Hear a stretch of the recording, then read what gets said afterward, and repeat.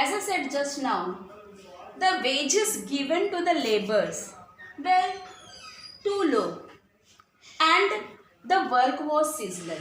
Now let's come to focus on their wages. Wages payment जो मिलता था उनको वो कैसा था? See, wages of labor increased somewhat in early 19th century. जो wages मिलता था लेबर्स को वो थोड़ा इंक्रीज हो गया था. कभी? When? In early 19th century. But they tell us very little about the welfare of the workers. Wages increase तो हुआ उनका early 19th century में, लेकिन इस wages से workers का कितना welfare हुआ इसका कुछ भी पता नहीं चलता. आइए let's come to know more about wages. The average figures hide the variation between. जो average figure था wage का वो छुपाता था the variation भिन्नता किसके बीच में? They hide the variation between trade and the fluctuation from year to year.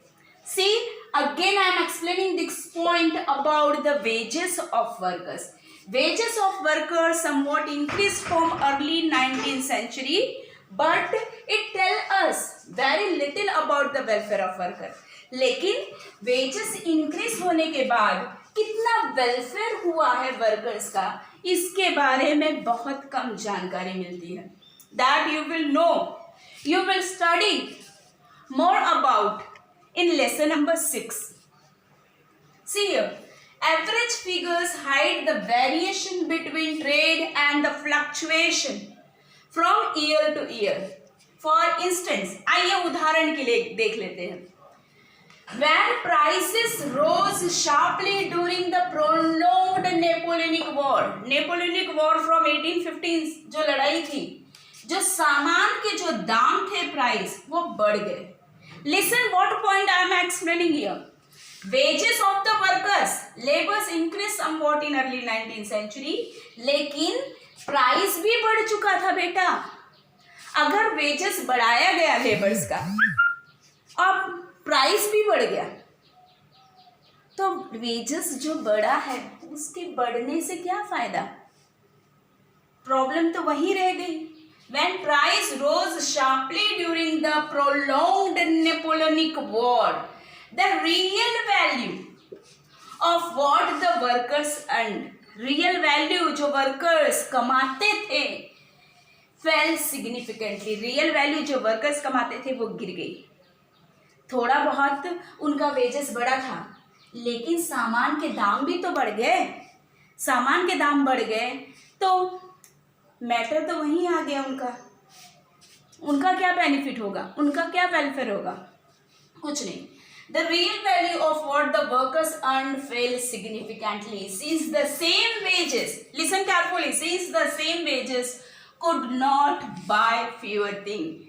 Same wage could not buy fewer things. अगर wage थोड़ा बहुत इंक्रीज किया है और प्राइस लेकिन कम है तो बेचारे वर्कर सामान भी लेंगे, थोड़ा उनका वेलफेयर भी हो गया.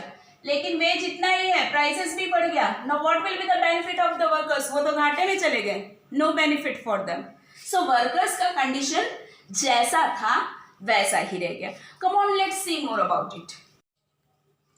Now come to the next part.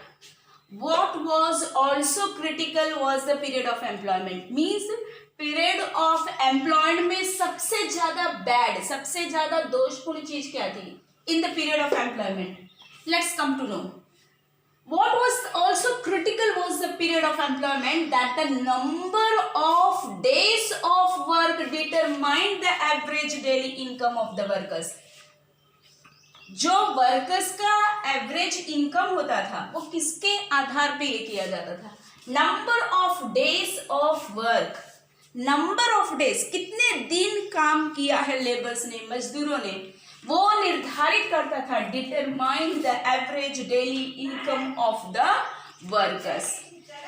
Now at the best of the times, अगर कहा जाए सबसे अच्छे दौर में भी देखा जाए वर्कर्स का condition, at the best of times till the mid 19th century, at the best of times, listen carefully students, खराब समय को छोड़ दीजिए, जब अच्छा दौर भी चल रहा था यूरोप में at the best of the times till the mid 19th century about 10% of urban population were extremely poor. अपने अच्छे समय में एकदम अच्छा दौर जब यूरोप का चल रहा था तब भी 10% urban population were poor. Now the next part, in the period of economic slump, आर्थिक मंदी के दौर में, in the period of economic slump like the 1830s was the period of hunger and hardship. 1830 का दौर अगर देखेंगे यूरोप में ये भूखमरी और हार्डशिप का दौर था. In the period of economic slump like 1830s, the proportion of unemployed, जो प्रोपोर्शन था अनएम्प्लॉयड की, बेरोजगार की, went up to anything between 35 and 75% in different region.